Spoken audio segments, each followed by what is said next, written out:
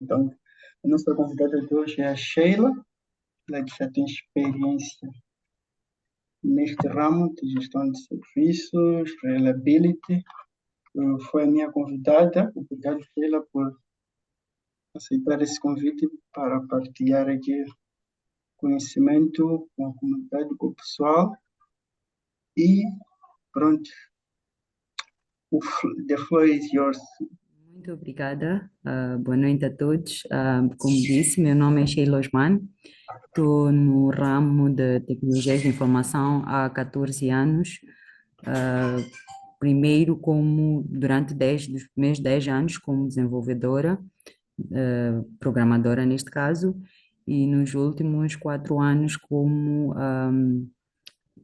gestora de serviços de tecnologias de informação, que é IT Service Management. Ah, Bom, conforme o Manuel tinha dito, hoje vamos falar mais sobre gestão de serviços e confiabilidade de serviços. Então, eu trouxe uma pequena apresentação, mas penso que é mais na perspectiva de uma conversa que vamos ter. Não vão ser muitos slides, vamos mais a debruçar sobre o que é, na verdade, confiabilidade de serviços, que nós chamamos de, no termo inglês, SRE, que é Service Reliability Engineer. Não sei se tenho aqui, parece que não podia me dar a oportunidade de partilhar a minha tela.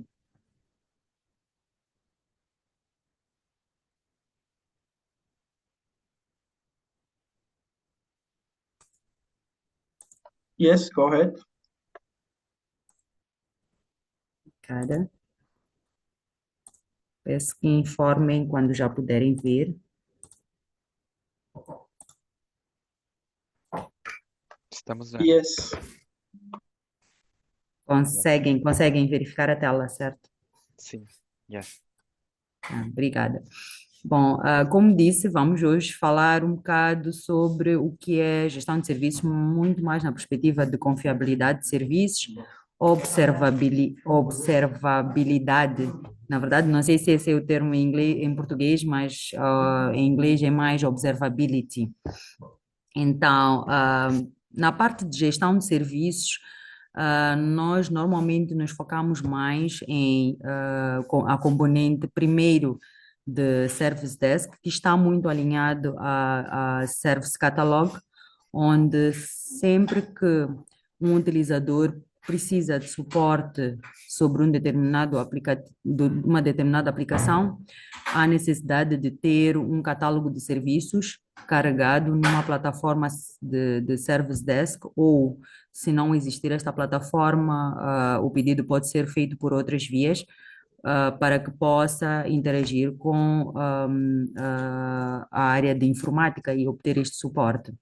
Na perspectiva de Incident Management, nós olhamos para vários aspectos e vamos também falar, quando estivermos a falar de confiabilidade de serviços, mas nós consideramos sempre um incidente uma disrupção de qualquer um dos serviços que nós estamos a providenciar à organização.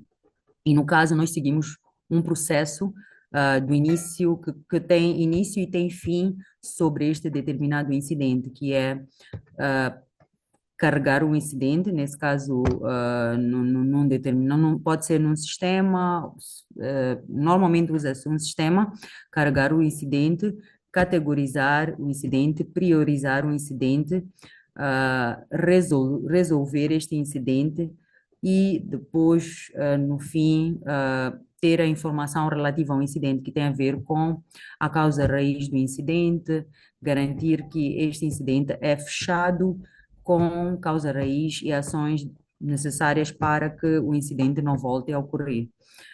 Depois temos a questão que tem a ver com gestão de problemas. Gestão de problemas, que é um determinado incidente torna-se problema quando ele tem uma prioridade crítica ou alta. Este é o primeiro ponto. Segundo, quando ele é recorrente. Então, se nós temos um incidente que é recorrente, digamos que um exemplo, todos os dias temos uma determinada plataforma ou todas as semanas, uma vez por semana, temos uma determinada plataforma que está em baixo, ou não está disponível, neste caso, nós temos que categorizar este incidente como um problema para que tenha ações necessárias de forma a resolvê-lo. Todo este processo está interligado. Depois temos o change management, que tem a ver com a gestão de alterações. No caso, podemos ter duas vertentes. Estamos esperando um incidente para que seja resolvido a necessidade de fazer uma alteração em produção, seja uma configuração, seja uma alteração no código. Nós temos que seguir um processo também que tem de governação através de gestão de alterações, para que esta implementação, esta configuração seja feita em produção. Depois temos a Asset Management. Asset Management olha mais para aspectos que têm a ver com todo o ativo, neste caso, todo o equipamento que existe, que é usado pela área da informática ou que os utilizadores estão a usufruir dele, que faz parte da área da informática, deve ser registado através de alguns determinados dados, como o serial number, o modelo, a marca, num documento que é o Asset Management. E isto pode ser através de um documento, através de uma plataforma. O ideal é sempre ter uma plataforma para carregar esta informação e poder extrair os dados sempre que necessário. Se quero saber quantos computadores eu tenho que estão end of life, eu tenho esta informação através do Asset Management. Quero saber quantos servidores tenho na organização, tenho esta informação também no Asset Management. Depois tem o aspecto ligado a knowledge. Nós olhamos mais para knowledge base, que é tudo que nós usamos, ou todas as ferramentas que nós usamos para resolver um determinado incidente ou problema, ou um determinado pedido do Service Desk, pode ser documentado e carregado numa plataforma, que normalmente é a plataforma de Service Desk, na componente de Knowledge Base, onde seja o utilizador ou o técnico que está a resolver um determinado problema ou incidente possa consultar para futuros casos. Imaginem que um determinado utilizador não consegue arquivar e-mails e estamos a ter um elevado número de pedidos nessa componente. Nós temos que sempre arranjar formas de criar uma documentação de como fazer este arquivo de e-mails e carregar no Knowledge Base, por forma que sempre que um utilizador necessitar fazer este pedido no Service Desk, não há necessidade dele voltar a carregar digamos, um ticket ou logar um ticket na plataforma, porque pode ir à Knowledge Base e consultar esta informação. Também é usado pelos técnicos como dar suporte a um determinado problema comum, um problema que não é, pode até não ser um problema comum, eu posso documentar os passos necessários para resolver um determinado assunto e carrego no Knowledge Base e assim permito que os outros técnicos possam usufruir da mesma informação e não tenham que fazer a investigação do zero. As políticas são importantes porque no processo todo de gestão de tecnologias de informação, eu preciso de ter toda a política, bem como os procedimentos necessários para que este processo seja feito. Porque o ponto comum entre todos eles é que nós temos que garantir uma documentação muito bem feita sobre todos estes processos. Quando eu estou perante um incidente, eu tenho que saber exatamente como devo seguir passo a passo a cada um dos pontos que eu aqui me referi. Carregar um incidente, priorizar um incidente. Então, existe um documento que já alinha estes aspectos. Neste documento também é preciso alinhar como é que eu priorizo o incidente, que tipo de situações podem me levar a um incidente crítico, que tipo de situações podem me levar a um incidente alto, médio e baixo. E também tem informação sobre SLA, que é o Service Level Agreement, de cada um dos problemas ou dos pedidos que são feitos a nível das tecnologias de informação.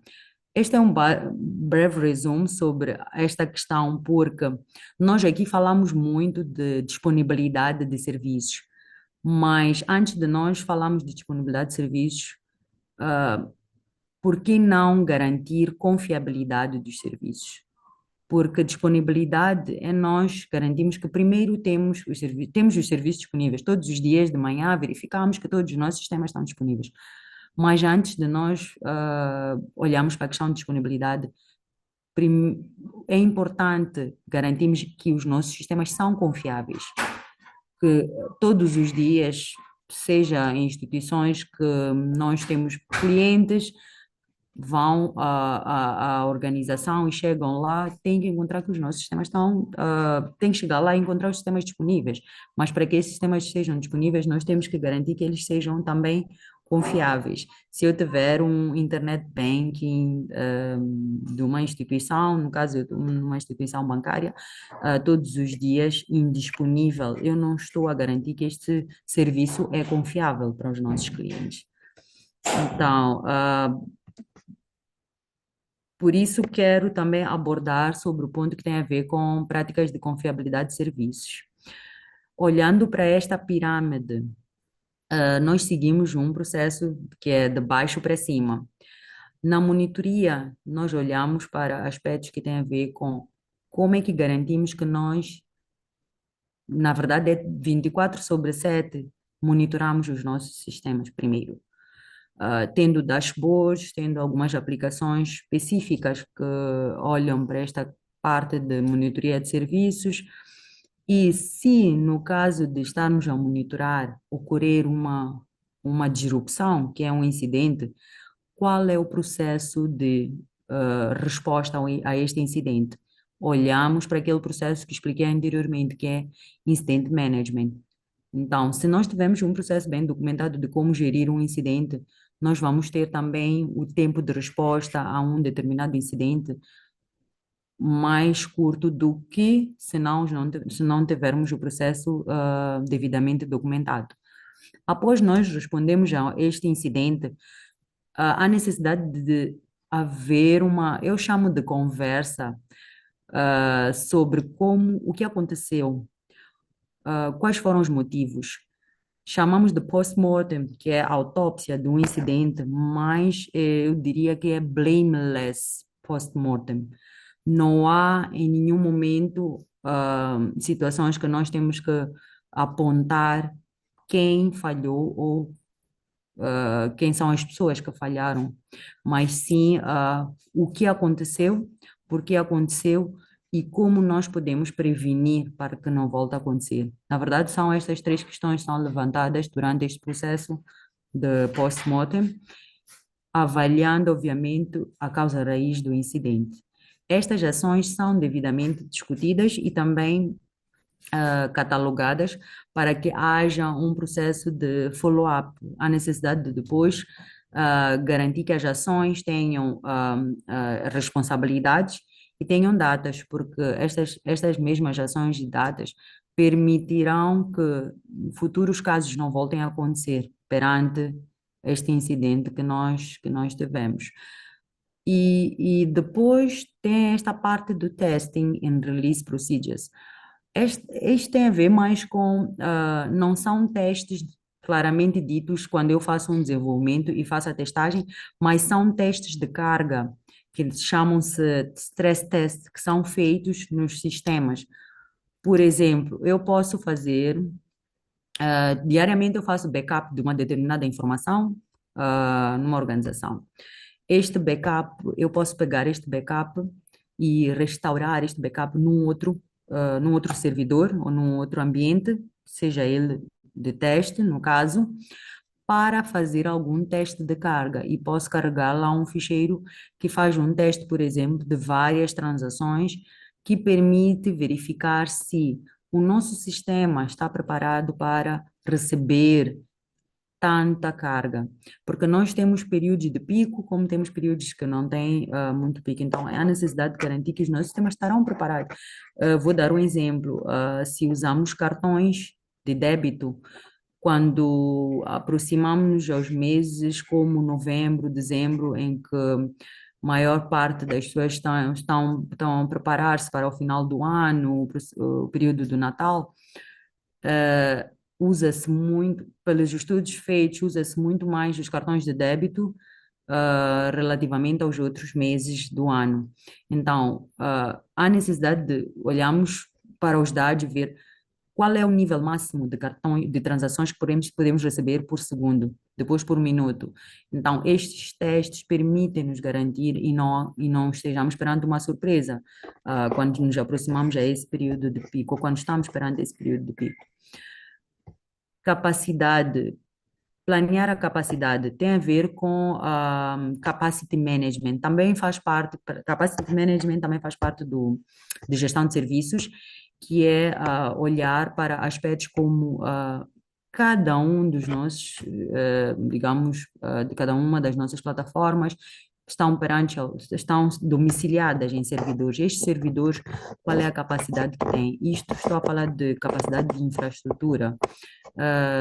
Que espaço tem de disco, que espaço tem de memória, está preparado para, olhando para os testes que nós estivemos a falar anteriormente, está preparado para o teste de carga que nós fizemos, está preparado para receber o número de transações, como estava a dar exemplo, que recebemos nesse período.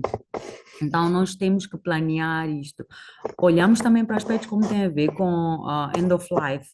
A maior parte das vezes nós podemos olhar para end of life de um computador, mas também há necessidade de olhar para um end of life de servidores, de todo o equipamento informático, se estes estão preparados para receber aquilo que é a carga que nós vamos ter.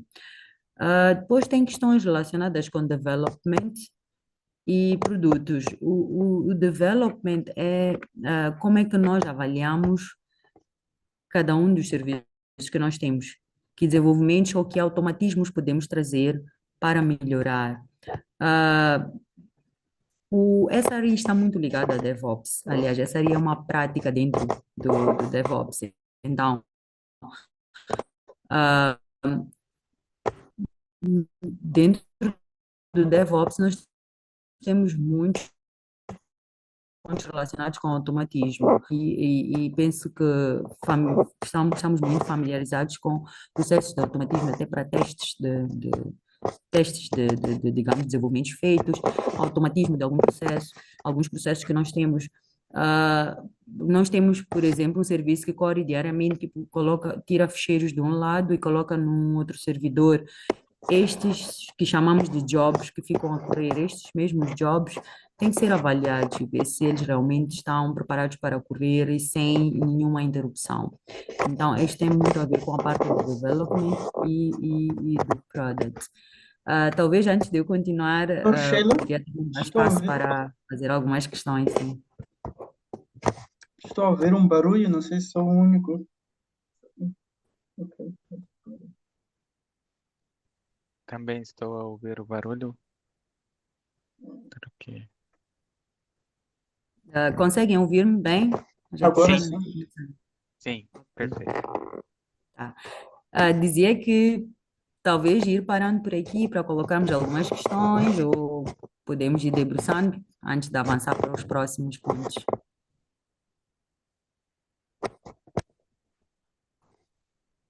Ok. Yes, mas eu estou a ver com barulho quando falo. Yes, eu por acaso estou familiarizado com este, com esta pirâmide, né? Uh, do post-mortem, monitoring, observability, SLOs da vida para a confiabilidade. Na verdade, esse é um dos pontos críticos, é medir tudo, né? É mesmo trabalhar com data, dados, para tomar decisões no que concerne a confiabilidade de serviços. Ou aqui, Uh, no incident response, eu queria saber da Sheila, ou já que tem experiência nesse ramo, uh, o curioso para mim é saber como estruturam as equipas. Eu sei que no SRE existe uma equipa, ou a equipa de SRE é treinada realmente para responder a incidentes. Parte do princípio que nenhum serviço é 100% confiável, algum dia realmente vai falhar, vai cair e é preciso ter uma equipa preparada que vai dar resposta a esse incidente e vai diminuir aquilo que temos, chamamos de mean time to recover, o tempo vai ser mesmo mínimo, né? Então, eu Sim. queria saber como é que constroem as equipas, ou como é que treinam as equipas, como é que estruturam essas equipas, né? Para responder a Sim. incidentes, porque até hoje a minha experiência é que normalmente entramos em incidentes e não há, vamos dizer, não há um framework, não há uma organização como tal bem estruturada. Podemos ter sim uma equipa de ITIL, mas não há um commander, não há um subject matter expert que guia. Era mais ou menos nesse sentido. Se existe uma estrutura, hein? Claro. Ok, sim. A estrutura ideal é sempre ter o system owner de cada aplicação que nós temos, né? Imagina que estamos numa organização, temos 10 aplicações, ah, temos que ter system owner para cada aplicação. Isso garante que ele tenha, que é o Subject Matter Expert, SME, que consegue resolver, ou melhor, guiar as pessoas que estão ali a resolver o incidente de forma muito mais rápida, porque conhece a plataforma. Mas neste momento, o que nós usamos mais é, primeiro, dentro da área de Service Management, nós temos a primeira linha de suporte e segunda linha de suporte. Sempre que estamos perante um incidente, dependendo da criticidade, a primeira linha de suporte faz uma avaliação. Disse que não se leva mais de 15 minutos para fazer a avaliação e garantir e confirmar se realmente estamos perante um incidente ou não. Depois dos 15 minutos, há necessidade de seguir com o processo, e este processo envolve também a própria comunicação do incidente. Dependendo da criticidade do incidente, nos primeiros 15 minutos, após fazer os primeiros 15 minutos, cria-se imediatamente ao que nós chamamos de sala de crise ou sala de guerra, war room, não é? Porque esta equipa tem que estar toda numa única, chamamos disso, porque a ideia é estarem todos numa única sala para fazer a análise ou a investigação deste incidente. E isso nós já vimos por experiência própria que traz uma resposta temos um MTTR, né, que é o Mean Time to Restore, muito mais acessível ou flexível, neste caso rápido, do que para situações em que eu estou a resolver um incidente de forma individual. Estou a investigar, depois passo para outro colega, pergunto a outro colega para verificar o que é que está a acontecer, e ele depois vai dar o feedback. Não, vamos sentar todos numa única mesa e vamos começar a fazer a investigação. Cada um vai dar suporte à parte que lhe cabe, ou à parte que tem o expertise, e vamos dando seguimento a este incidente. E as pessoas não saem dessa sala até quando o incidente é resolvido, e após a resolução é importante também imediatamente até dar-se a causa raiz do incidente, porque é o momento ideal para tirar os dados, tirar os logs e verificar imediatamente qual foi, o que causou o determinado incidente. Então, o approach neste caso tem que ser mesmo esta de primeira linha de suporte, segunda linha de suporte. Mas para incidentes críticos, nós imediatamente seguimos com o processo de criar a sala de crise, que é esta sala onde ficam todos os para além do SMI, os outros técnicos que possam dar este suporte. Thank you. Sala de guerra, war room, ballroom, Uhum. vários nomes. Uh, certo, essa sessão pode ser interativa. Não sei se alguém tem algo a falar. Se tiver, é só. Yes, eu tenho aqui, deixa eu só ligar. Yes, boa noite, Sheila. Boa noite a todos, na verdade. Sim, eu tenho sim algumas dúvidas em relação à pirâmide que é apresentada, mas vou começar pela base mesmo, que é a parte do monitoring. Eu gostaria de saber se durante a experiência do seu trabalho no dia a dia, já ou tem trabalhado ou já trabalhou com ferramentas de monitoramento capazes de prover o RCA quando um determinado incidente acontece, ou nem por isso? No caso, nunca tive uma situação de ter o RCA, mas existem ferramentas que já têm uma inteligência artificial por detrás muito forte, que não, no caso, eu nunca estive perante uma situação que tem o RCA, mas que, por exemplo, ele vai ao fundo e consegues perceber dentro de uma plataforma qual é o serviço exato que está a causar o problema.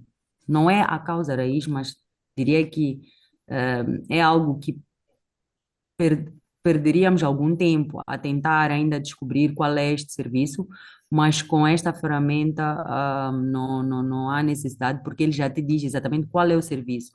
Então, é um meio caminho andado para o processo de investigação. A ferramenta é Dynatrace, não sei se já ouviram falar. É uma ferramenta muito robusta e tem uma inteligência Não? artificial forte por detrás dela. Yes, Daniel Trace, se não estou enganado, é número um no quadrante do Gartner em termos de observability. Nesse momento é top Sim. mesmo. Depois vem um Datadog, se não estou enganado. Acho eu. Ok. E vou subindo um pouco a pirâmide até capacity planning. Deu aqui um exemplo de número de transações quando chega a época festiva. Gostaria de saber com que base, está bom que já deixou aqui alguns dados, mas existe alguma outra base usada para fazer esse planeamento de capacidade para se poder atravessar a época festiva, entre aspas, em paz ou sem incidentes causados pela falta de capacidade de recursos computacionais? Sim, primeiro, é um dos pontos muito importantes quando tens ferramentas de monitoria robusta, que e acho que é uma palavra muito falada no processo de confiabilidade de serviços, que é observability. Eu não consigo dizer muito bem em português, mas é observabilidade, né? Mas o observability nos traz ah, é como eu estava a dizer, vai até o fundo de cada um dos processos que vamos monitorando. Quando falei de capacity management, é como disse, esta pirâmide está tudo interligado. Olhando para o testing, quando nós fazemos estes testes de carga, isto traz-nos dados para ver se há necessidade de melhorar a capacidade digamos, dos servidores onde estão domiciliados essas plataformas, no caso do cartão de débito, por exemplo, para que ele possa estar preparado para receber o pico, peak season, né? O período de pico. Então, Ok. se esta avaliação tem que ser de 6 em 6 meses, dependendo do volume que nós temos, né? É assim, cada organização tem um crescimento diferente. Então, dependendo do volume que tens de crescimento em cada uma das organizações, há necessidade de se fazer essa avaliação e ir fazendo o update. Porque o update digamos, da capacidade das máquinas ou dos servidores não deve ser feito apenas quando eles atingem o fim do ciclo de vida, mas também quando há esta necessidade, porque atingiu o máximo que pode. Então, eu talvez comprei ano passado e não projetei que daqui a 2 anos eu já teria o dobro do número de clientes. Se tiver que fazer este upgrade, mesmo que ele não esteja end of life, terei que fazê-lo. E, porque surge aqui mais uma questão, mesmo ligada ao capacity planning. Eh, Sabemos que hoje em dia, para serviços que estão hospedados em nuvem, eh, esta parte de planeamento de capacidade torna-se um pouco mais flexível, porque os serviços ou a infraestrutura é elástica, consoante a demanda, certo? Sim, sim. Então, para serviços, por exemplo, que estão on-premises, qual é que tem sido a estratégia?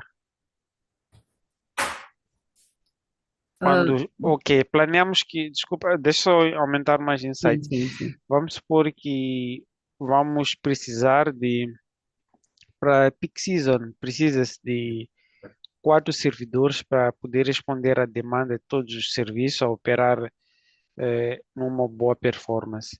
Mas acontecer de, por exemplo, não ser suficiente aquilo que foi planeado. Embora tenhamos planeado, estamos suscetíveis a falhas. Uhum. E se isso acontecer, ou quando isso acontece, qual é que tem sido a reação, a resposta para este pico não esperado? Embora planeado, mas não esperado. Sim. Bom, talvez falar um pouco da experiência que eu já tive numa dessas situações. Pensamos que estivéssemos preparados para receber este pico, este período de pico, e, no entanto, não. Então, há necessidade de reavaliar, não há outra forma senão fazer uma reavaliação e flexibilizar o processo digamos, para receber este pico. Porque esta questão de capacidade, nós não devemos olhar só apenas em hardware. Existe na perspectiva também de software, como no caso de também rever os desenvolvimentos ou as plataformas que foram desenvolvidas. Ah, eu vou dar exemplo. No caso, como disse, já fiz parte também da área de desenvolvimento.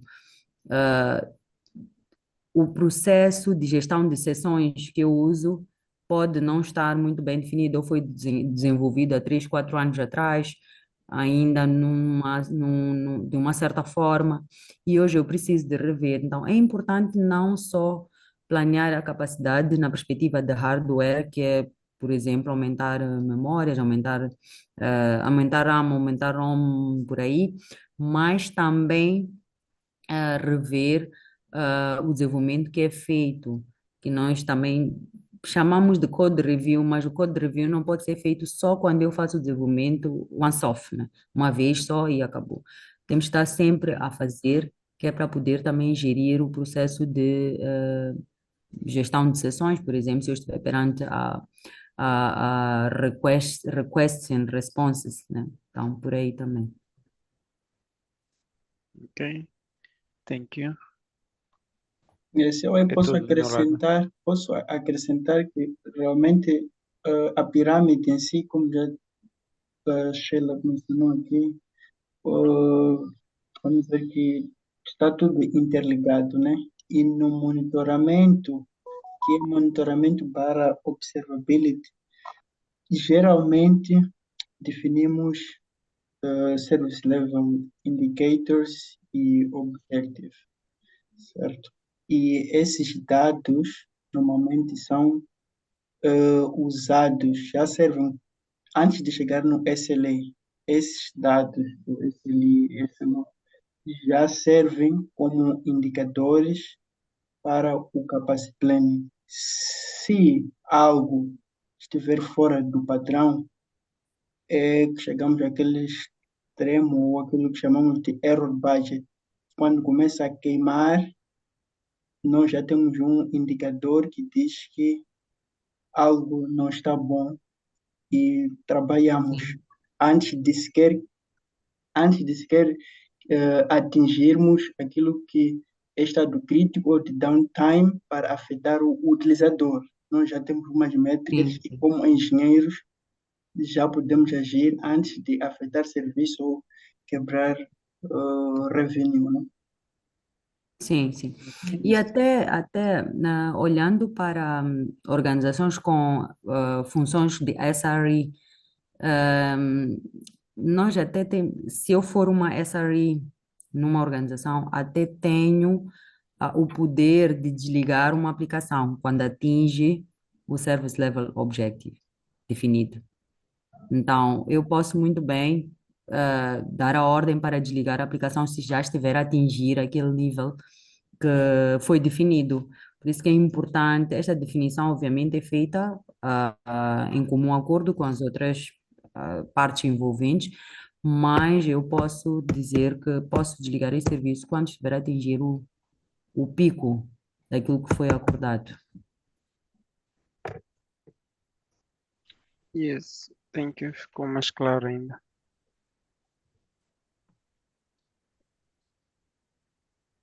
Então, Yes. estávamos aqui mesmo a falar, discutimos, acho que já não é novidade.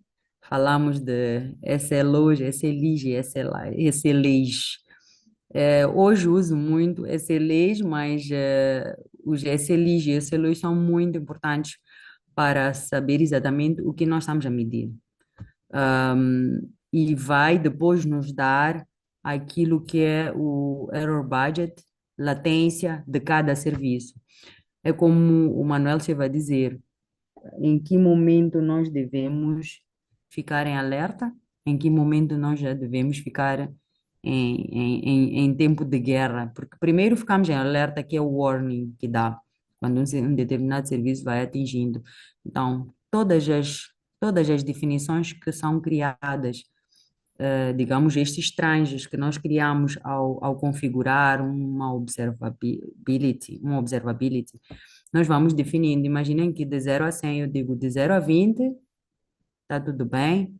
Quando atingir 40, quero que me dê um alerta laranja.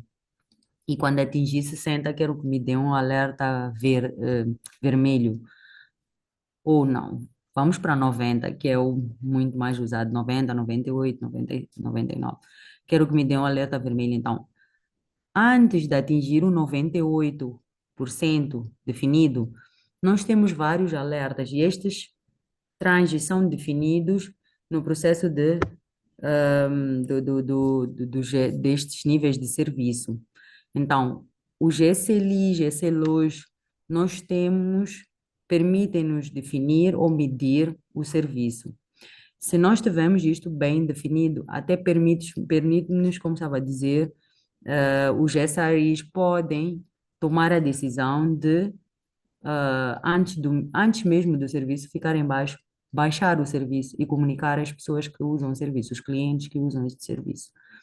E aí garante que nós estamos a antecipar que não é o cliente que vem e diz que o serviço X não está funcionando, porque quando o serviço vai abaixo, obviamente que se formos olhar para os dados, já tem, dependendo do tipo de serviço, pode já ter 1000 clientes que já tentaram e ele, antes dele ir abaixo.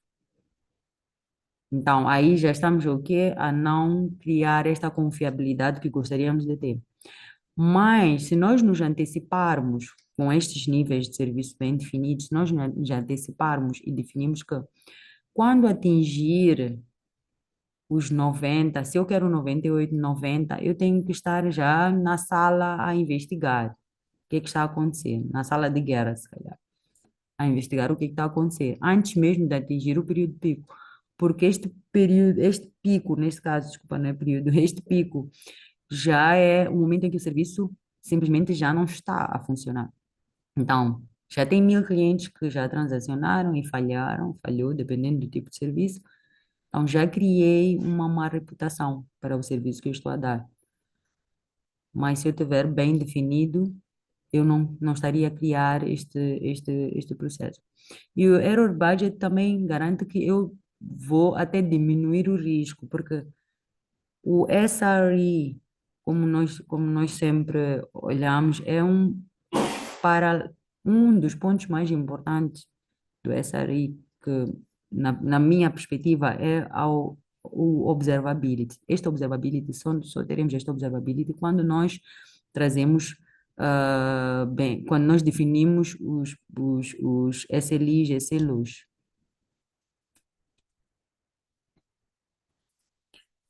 Por fim, tem esta questão do SLA, que é a junção dos SLOs, mas o que acontece é mais na perspectiva de o que nós devemos entregar. Em quanto tempo devemos entregar um determinado serviço ao cliente, né? Neste caso, um pedido, como eu falei de Service Desk, se ele faz um pedido, quanto tempo eu tenho para responder?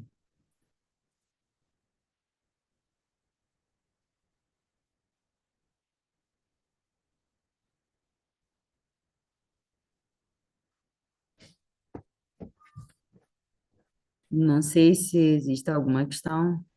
Até então, podemos avançar.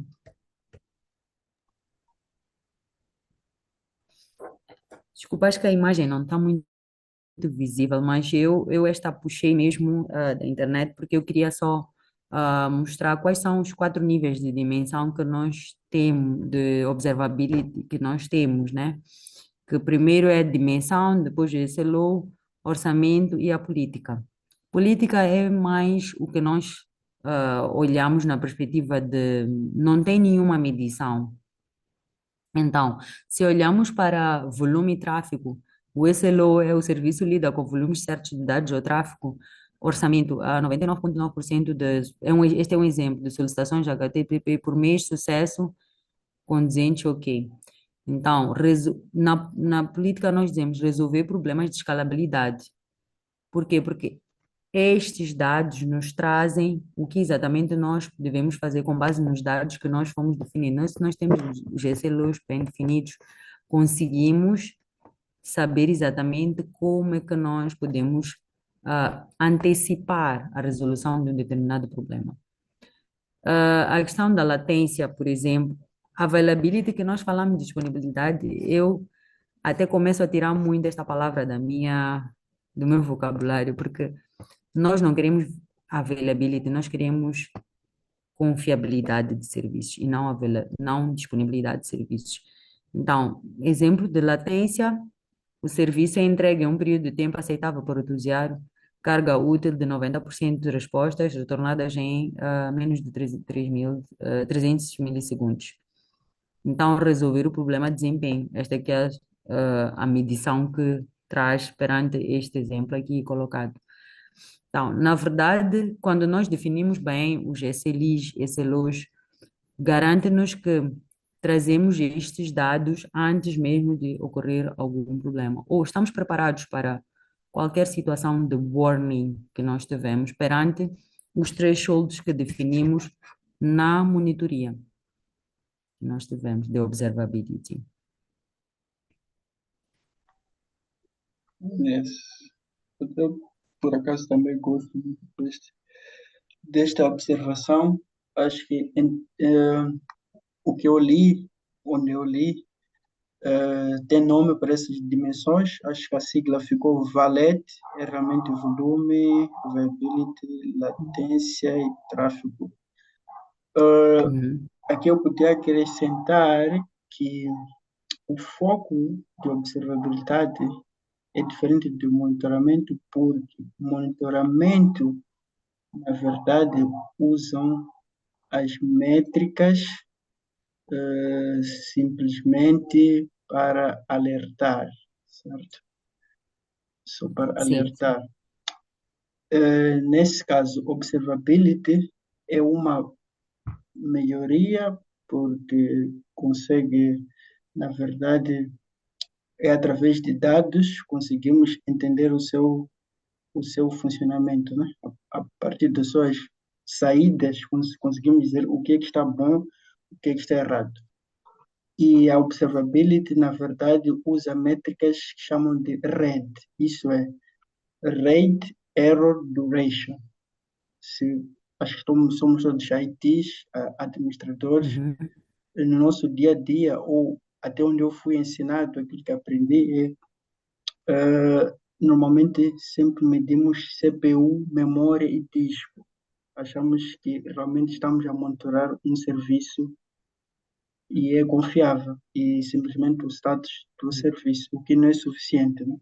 Então, se realmente medirmos rate, né, que é a taxa de erro, ou taxa de acesso, se medirmos o erro que a aplicação está a ter, se medirmos a duração, que é transação, latência, já melhoramos muito naquilo que é a confiabilidade, né? Conseguimos ter mais dados para realmente sabermos se estamos a entregar serviços confiáveis, se está a haver algum atraso. Eu gosto muito daquela frase que diz que slow ou sim, slow down is it is slow down is new downtime, né? Eh, Uhum. exato. Não estamos mais preocupados se a aplicação simplesmente está em cima, mas se houver alguma latência, se eu entrar na página e demorar 2 minutos para fazer load, eu desisto. Para mim, isso já é um downtime. Então, Sim. é mais nessa vertente que estamos a trabalhar com as dimensões geométricas, observability, não. Yeah. E até um pouco do que nunca configurei exatamente o Dynatrace, mas já trabalhei na perspectiva da monitoria. Então, um pouco, e ele consegue trazer exatamente isso, que estás a ter utilizadores que estão a ter uma demora no processo de Exato. login. Uhum. Não que a aplicação esteja em baixo, mas já vai alertando sobre possível downtime da aplicação, porque sabemos que depois de tantos utilizadores com este login que leva muito tempo e às vezes até chega a dar timeout, vai depois, essa aplicação provavelmente o que mais pode acontecer é ficar em baixo, né?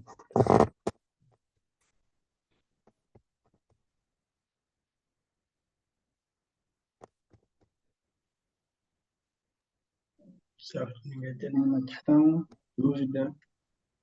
Estão todos a Uhum. implementar observability, estão todos a medir esse relógio. Então, acredito que sim.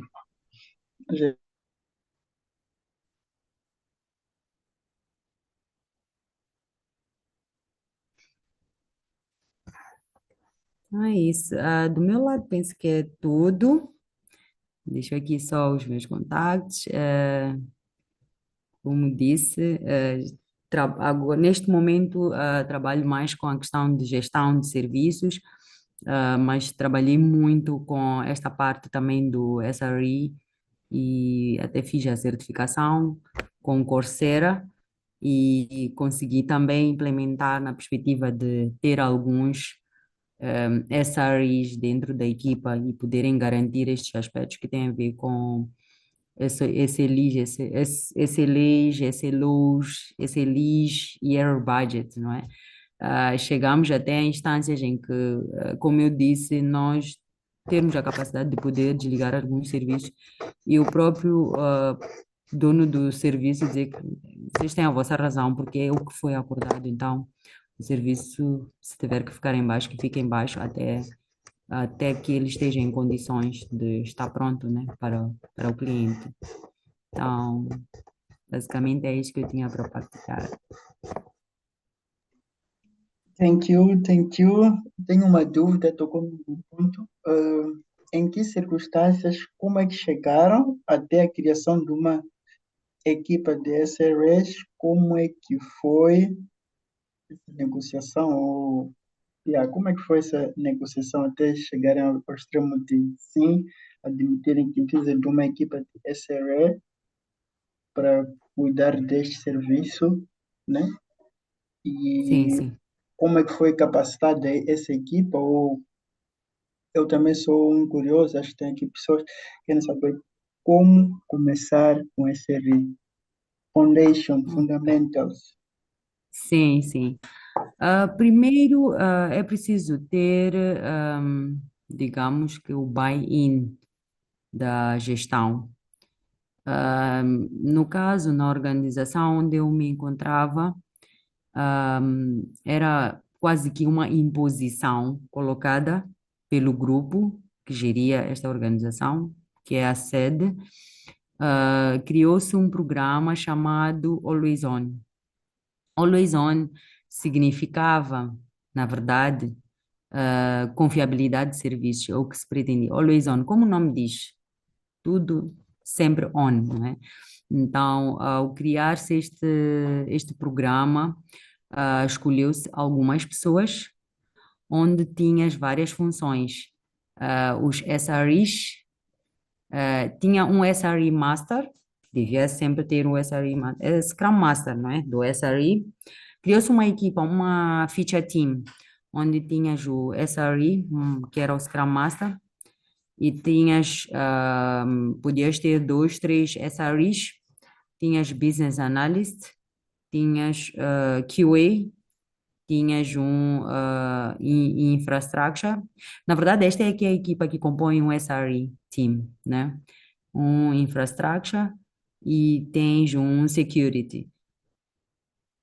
Alguns membros desta equipa podem ser usados na medida que forem necessários.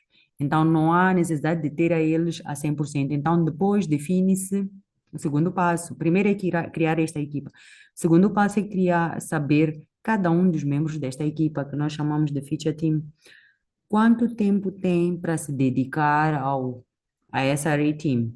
Por exemplo, security, nem sempre há necessidade de ele estar presente na área.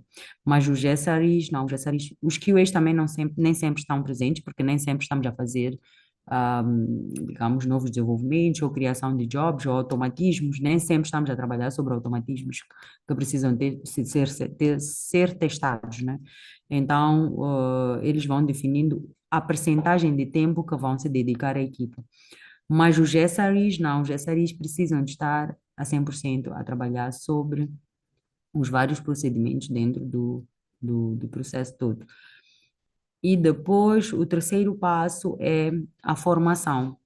Todos estes membros tiveram que fazer a certificação, porque isso também garantiu que vamos depois falar a mesma língua. Deus estiver a falar de error budget, latência e tudo, todos nós estaremos a falar sobre o mesmo aspecto, todos nós conhecemos, sabemos o que é que estamos a dizer. Depois de ter a certificação, foi começar a definir, digamos que começou-se mesmo no Excel, começar a definir quais são as aplicações que temos,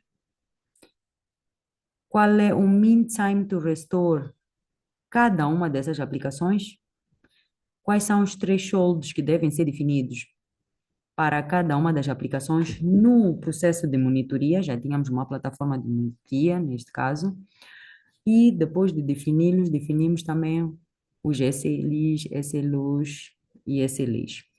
Na parte da infraestrutura é importante também definir os RTOs, porque não só garantimos que temos esta questão de sabemos o threshold de cada um dos serviços, mas também garantimos que temos principalmente high availability de cada uma das aplicações, que é quando a plataforma cai,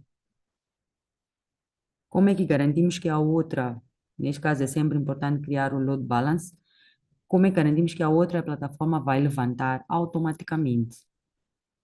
Porque uma das coisas que nós estamos aqui a falar e discutimos várias vezes é que no pior dos cenários uma plataforma cai e não tens outro serviço sobre essa mesma plataforma.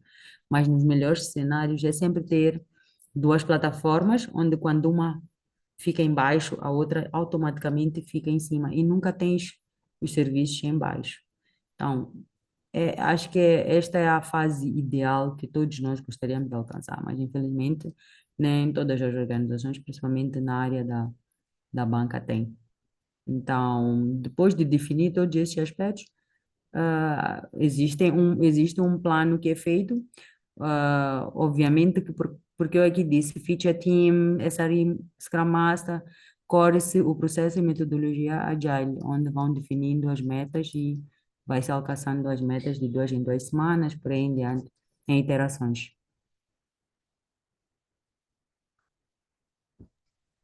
Boa. Thank you, thank you.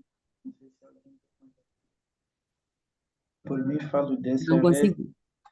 Ok, já consigo lhe Até, ouvir. eu já posso falar de SR até amanhecer, né? Mas gostaria de ver o outro pessoal se tem alguma dúvida. Se não tiver, já estamos mesmo em cima da hora.